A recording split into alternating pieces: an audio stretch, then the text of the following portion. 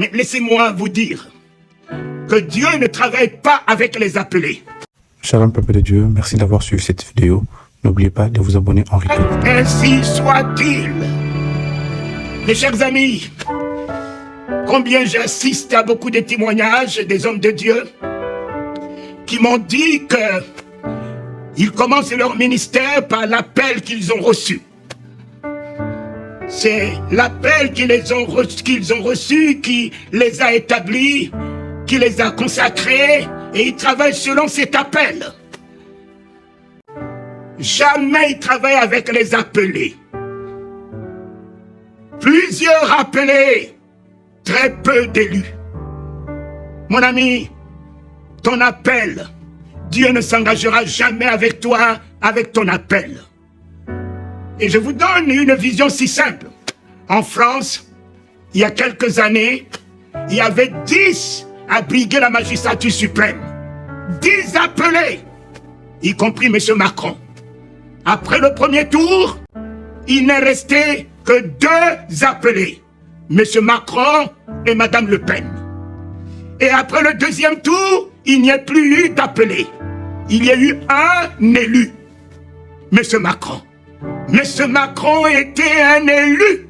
L'élu de la France. Mais un élu sans pouvoir. Je le voyais à côté de M. Hollande. M. Hollande lui apprenait à marcher devant les militaires, lui apprenait comment il fallait allumer le feu, peut-être, je ne sais pas comment on appelle ça, le feu des armées ou le feu, bon, voilà. Et puis, M. Hollande était là encore sur le trône, avec tout le pouvoir, même capable d'annuler les élections. Et M. Macron, l'élu, est resté 10 jours. Après 10 jours, M. Hollande sort de l'Élysée. M. Macron rentre. Et le président du Conseil constitutionnel reçoit l'élu des Français. Et en ce jour-là, il l'a intronisé. Il l'a investi. À partir d'aujourd'hui, j'entendais ce qu'il disait de M. Hollande. À partir d'aujourd'hui, Monsieur le Président, vous incarnez la France. À partir d'aujourd'hui, vous incarnez, Monsieur le Président, la France.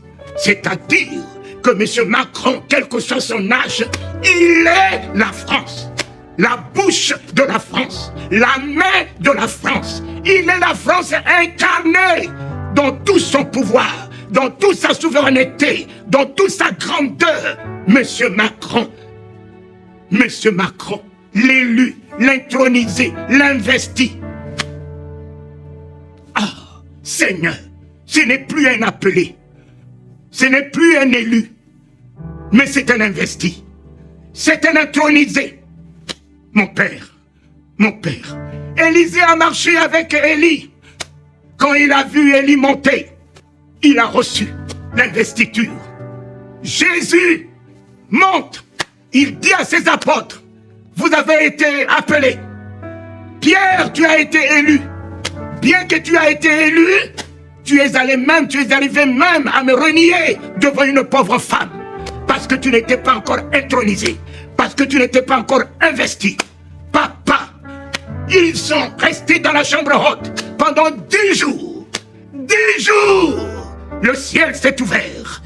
L'intronisation de la droite de Dieu, de la puissance de Dieu, papa.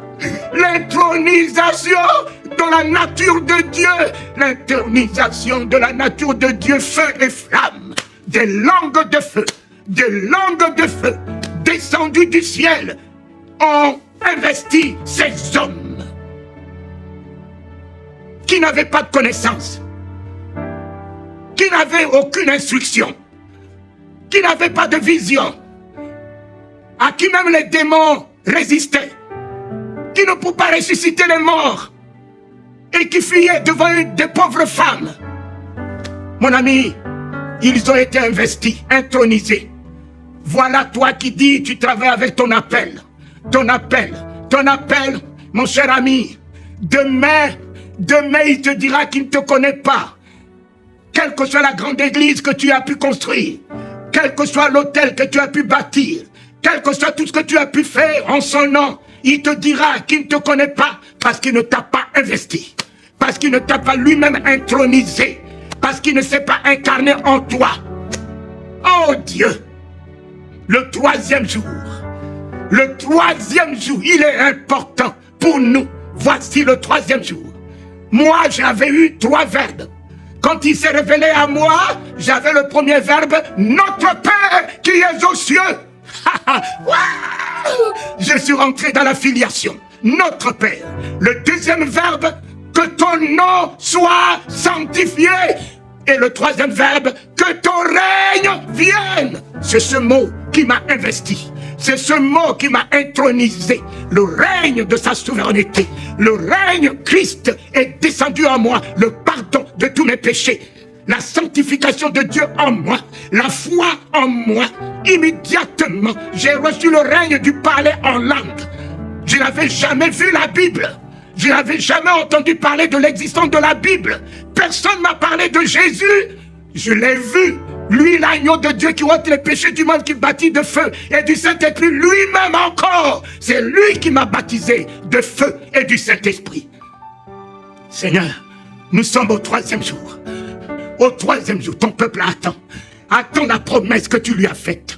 Ton peuple attend l'intronisation devant le Covid, devant les fléaux, devant les difficultés qui les font reculer, qui leur font baisser les bras.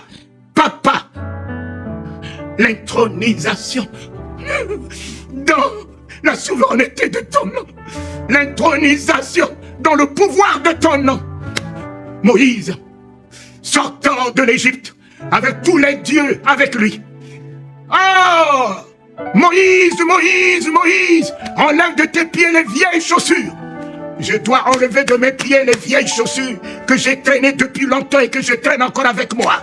En ce 3e jour, je dois me débarrasser de mes vieilles chaussures que le monde ne connaît pas, que moi-même je connais. Les chaussures de critique, de haine, de découragement, de la médiocrité. Je dois me détacher de mes vieilleries, de mes propres vieilleries. Et quand il s'est détaché de ses vieilles chaussures, le voici qui rentre dans le buisson ardent. Le buisson qui a consumé tout sa vieille nature, son vieux être. Alors, quand il est sorti de là, papa, consumé, régénéré, restauré, l'Éternel lui a dit, Moïse, Moïse, j'ai vu la souffrance de mon peuple.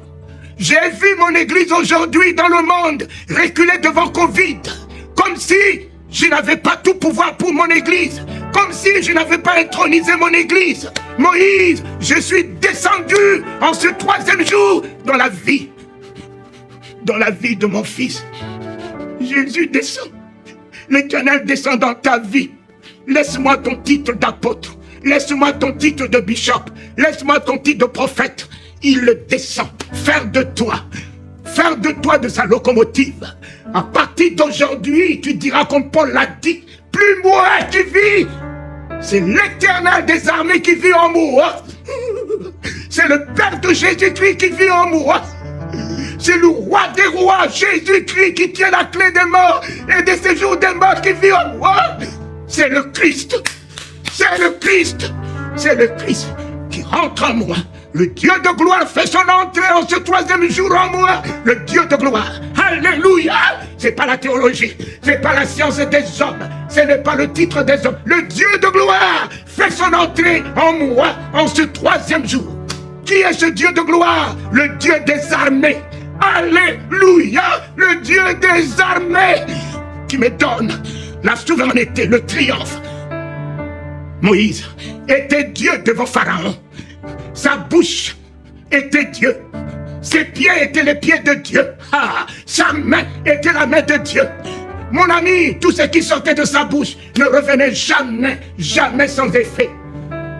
La seule chose que je tiens à vous dire, le péché, et le plus grand péché, c'est l'ignorance. C'est l'ignorance qui est le plus grand péché. Seigneur, libère-moi ce soir et maintenant même de l'ignorance. De l'ignorance. Ignorer que je suis ton image, je vais vivre comme un médiocre. ignorer que je suis ta ressemblance. Je vais fuir devant les fourmis, je vais fuir devant les cafards, je vais fuir devant les mouches. Éternel, éternel, je vais avoir peur du cancer, des petites maladies, diabète. Éternel, Moïse, qu'est-ce que tu as en main? Moïse ne savait pas qu'il avait un bâton en main. Moïse, qu'est-ce que tu as en main? Pourquoi paniquer devant les serpents de Pharaon? S'ils ont jeté le bâton, toi aussi tu as un bâton. Jette ton bâton. Oh Éternel, ouvre mes yeux sur qui je suis en toi. Ouvre mes yeux, Papa, sur ce que je possède. Tu m'as donné Jésus, Éternel. Tu m'as donné le Saint-Esprit. Il m'a donné le pouvoir. Il m'a donné la puissance. Il m'a donné l'autorité. Il m'a tout donné. Comment la mort peut rire de moi? Comment la maladie peut me résister? Comment les situations ne peuvent pas changer devant moi? Non, Papa, libère-moi de l'ignorance de savoir que je suis fait en toi et pour triompher. Je suis en toi, tu es en moi et pour dominer. Le bâton de Moïse n'était pas le bâton des miracles, car les sorciers peuvent faire les miracles, Satan peut faire des miracles, mais la seule personne qui fait des prodiges, c'est Dieu. Le bâton de Moïse était le bâton de prodige. Mes enfants, mes bien-aimés, notre bâton, la croix de l'agneau, je taille en pièces, je vous taille en pièces, je vous taille en pièces. La croix de l'agneau, c'est l'épée à double tranchant. Oh, rien que l'éclat de la lame suffit pour que tes ennemis soient en débandade. Shalom peuple de Dieu, merci d'avoir suivi cette vidéo. N'oubliez pas de vous abonner en retour.